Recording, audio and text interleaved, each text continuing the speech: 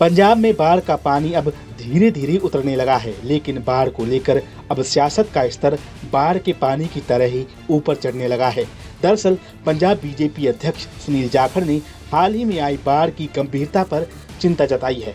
उन्होंने इसे मानवीय जनित आपदा बताने की कोशिश की और मांग की है कि इसकी जांच किसी सेवानिवृत्त जज की अध्यक्षता में कराई जाए ताकि असली कारण सामने आ सके। उनका कहना है कि ये प्राकृतिक आपदा से ज्यादा प्रशासनिक लापरवाही का नतीजा है।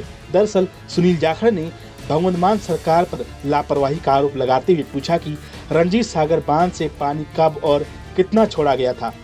उनका आरोप है कि 20 से 26 अगस्त के बीच जब मौसम विभाग ने जारी बारिश की चेतावनी दी थी तब सरकार ने बांध से बहुत कम पानी छोड़ा, लेकिन 27 अगस्त को अचानक 2.75 लाख क्यूसेक पानी छोड़ दिया गया, जिससे रावी नदी में बाढ़ आई और पठानकोट समेत कई इलाकों में बाढ़ से बड़ी तबाही हुई।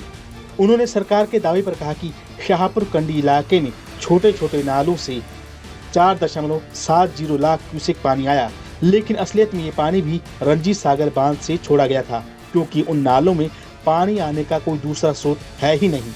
बीजेपी अध्यक्ष सुनील जाखड़ ने सरकार पर यह भी आरोप लगाया कि माधोपुर बैराज की जांच का ठेका एक ऐसी कंपनी को दे दिया गया जिसे जल विज्ञान यानी हाइड्रोलॉजी का कोई अनुभव नहीं था।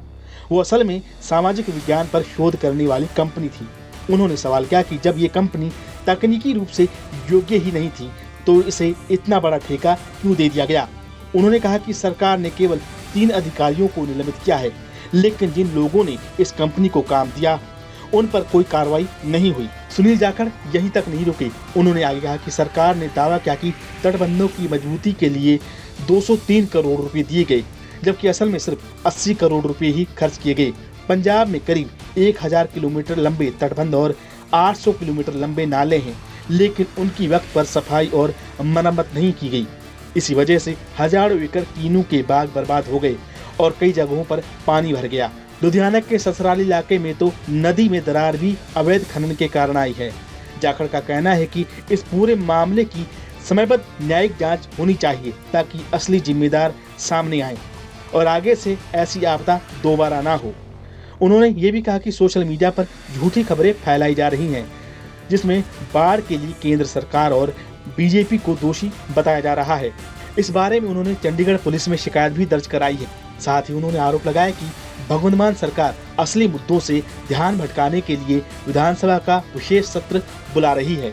जहां भक्ति है हर शब्द में, कथाओं में छुपे हैं दिव्य रहस्य और ज्योतिष देता है जीवन को दिशा। धर्म से जुड़ी हर बातों को जानने के लिए हमारे चैनल स्तुति को सब्सक्राइब करें।